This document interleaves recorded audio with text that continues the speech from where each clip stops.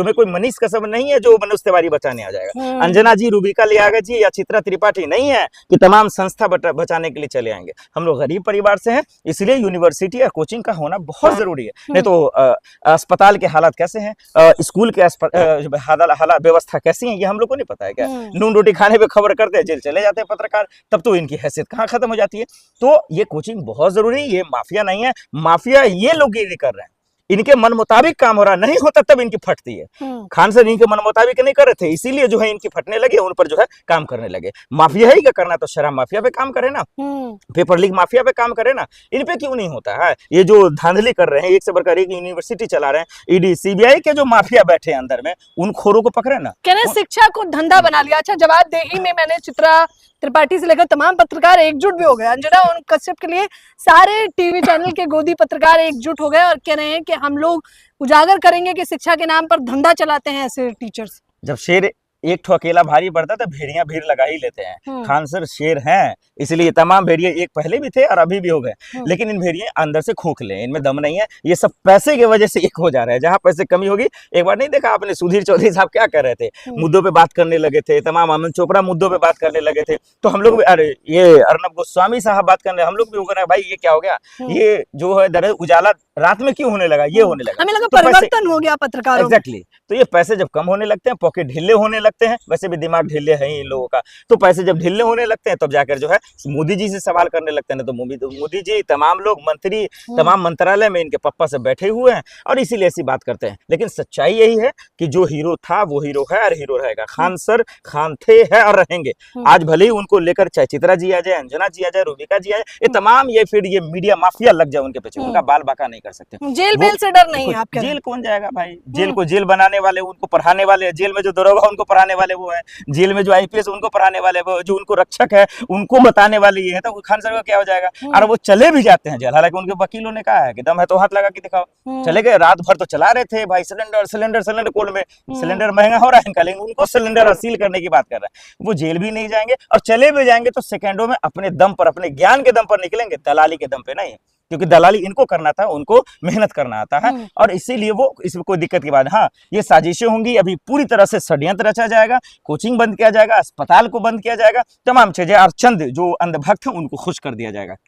लेकिन खान सर और तमाम टीचर जितने भी अभिनय सर, ये न गिरने वाले हैं, ये न झुकने वाले हैं, ये लोकतंत्र की हिफाजत करने वाले हैं, भीमराव अम्बेडकर जी की हिफाजत करने वाले, उनके विचारों पे चलने वाले हैं और इसीलिए ये लोकतंत्र को जानते हैं कि लड़ेंगे तभी जीतेंगे और डरेंगे तो देश बर्बाद होगा, लोकतंत्र बर्बाद होगा और ये लोग ऐशो आराम करेंगे। अच्छा, खान सर पर कल तक यही टीवी चैनल फटाफट में ही सही एक दो तारीफ करनी पड़ती थी मजबूरन।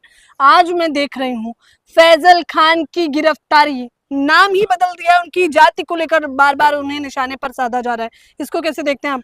नाम वही बदलते हैं जो रंग बदलते हैं, जो रंग बदलते हैं गिरगिट की तरह, उनको पता होता है क्योंकि जितना रंग बदलेंगे उतने पैसे आएंगे। टीआरपी का खेल है, मीडिया में हमारा खुद काम करती हैं तो हमारा आप जानते हैं कि उससे ज्यादा मिल रहा है। मनीष कश्यप देखिए 1 नंबर का दल्ला, अमन चोपड़ा 1 नंबर का दल्ला, जो 1 मिनट के वीडियो में मानहानि का मुकदमा दर्ज कर देंगे आप, कथी उखाड़ लेगा हमारा, या खान सर का कथी उखाड़ लेगा, या अभिनय जी का क्या उखाड़ लेगा।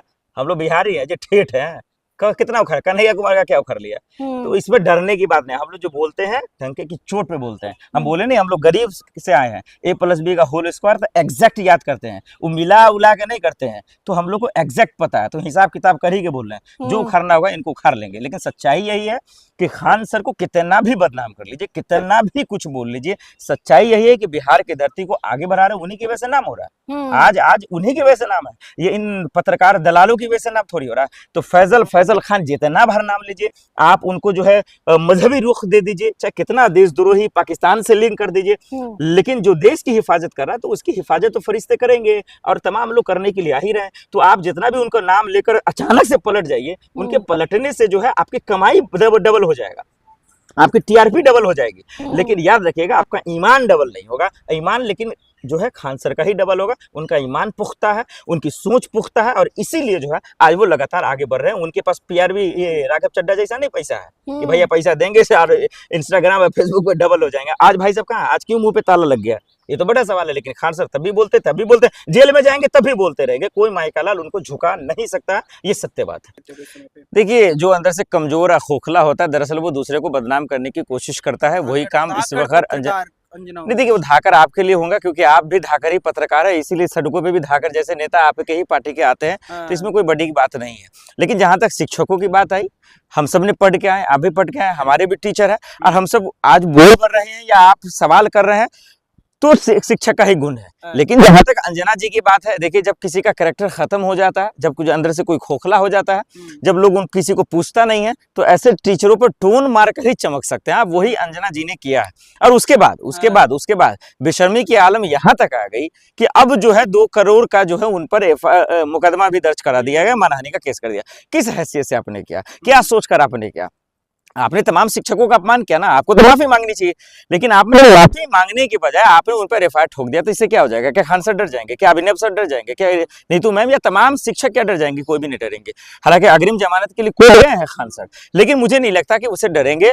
ये सिर्फ और सिर्फ आज जितने भी ये 2 कौड़ी के जो पत्रकार है, अच्छा 2 कौड़ी के पत्रकार एग्जैक्टली, या उससे घटिया पत्रकार है, जिनका कोई लेवल नहीं है, कोई हैसियत नहीं है, चाहे मैं नाम लेकर बोल दूं, चाहे वो सुधीर चौधरी हो, अंजना जी हो, चित्रा हो, रूबिका लिया का, तो ये फिर जितना अमन चोपड़ा, गोल्डन मीडिया का तमाम जो कुंभ गैंग पत्रकार तमाम से नहीं, अवॉर्डेड पत्रकार आपके लिए होगा सर, आपके लिए होगा। आप लोग इन्हीं को पूछते हैं, इन्हीं लोग को मानते हैं, इसीलिए आपके देश का जो है ये पत्रकारिता का आंकड़ा जो है ये किस तरह से कहाँ आया है, ये आपसे बेहतर कोई नहीं जानता। तो आपको सलाम है। और भी पत्रकार है जिन्होंने अपने जमीर के लिए, अपने लिए कितना टीवी चैनल छोड़ा है, रवीश जी हैं, तमाम लोग हैं जिन्होंने छोड़ा। तो इनको आप ब्रांडेड कह सकते हैं, आप कह सकते हैं बड़े बड़े तुर्रम खान पत्रकार है, लेकिन ये देश के लिए नहीं हो सकता, ये युवाओं के लिए नहीं हो सकता, ये लोकतंत्र के लिए नहीं हो सकता। नीट का जो एग्जाम है लीक हुआ, उसके बाद टीचरों ने आवाज उठाई, उसके बाद ये मीडिया का नया एंगल जो आया, ये नीट का जो धांधली हुई है इसको उजागर करना गलत बात है। तो कौन, अंजना जी कर रही थी? अंजना जी सवाल पूछ रही थी। नहीं, लेट मी कंप्लीट। क्या नीट पेपर को लेकर के एक भी सवाल अंजना जी ने पूछी? क्या उन्होंने कहा कि मोदी जी के मंत्री जी आप इस्तीफा दे दीजिए? क्या 5 बच्चों की मौत हो गई, वो उन्होंने सुसाइड कर लिया? क्या एक भी सवाल पूछा? ये काहे का जर्नलिज्म और कैसा पत्रकारिता है? कौन सा एथिक्स में आपने पढ़ा है, या पत्रकारिता के किस किताब में आपने पढ़ा है कि किसी मुद्दों का इंफॉर्मेशन नहीं देना या उससे सरकार से सवाल नहीं पूछना? मैंने ऐसा कोई किताब पढ़ा ही नहीं जिसमें दलाली करना होता है, जिसमें चमचागिरी करना होता है, जिसमें पैसा की दलाली करनी होती है, जिसमें तलवे चाटने होते हैं। ये कौन सा पत्रकारिता है भाई? आपने अगर दिल्ली में पॉल्यूशन था तब आपने सवाल नहीं पूछा, देश के हालात खराब थे तब आपने पूछा, भूखमरी से मर रहे थे तब आपने सवाल नहीं पूछा, तो आपने सवाल पूछा कब? तो ये बड़ा सवाल है। अब शिक्षक मेहरबानी कर रहे हैं, वो तो एहसान कर रहे हैं हमारे पे, वो तो देश पे एहसान कर रहे हैं, वो तो युवा पे एहसान कर रहे हैं कि युवा के मम्मी पापा जब आगे नहीं आ रहे तो वो बेचारे आगे आकर गार्जियन बनकर सवाल पूछ रहे हैं। तो मिर्ची लग रही है आपको? किस बात की मिर्ची लग रही है? क्या अंजना जी के घर से कोई नीट का तैयारी कर रहा था? क्या उनका कोई भाई था, या क्या उनका कोई रिश्तेदार था जो तैयारी कर रहा था? उनको सिर्फ मिर्ची इसलिए लग रही थी क्योंकि मोदी जी के मंत्री से सवाल पूछा जाता। अब वो उनके रिश्तेदार है, वहां से माल आता है। मोदी जी के मंत्रियों से कॉकरोच भी सवाल पूछ रहे हैं। आपको ये कॉकरोच समझ आ रहे हैं क्या?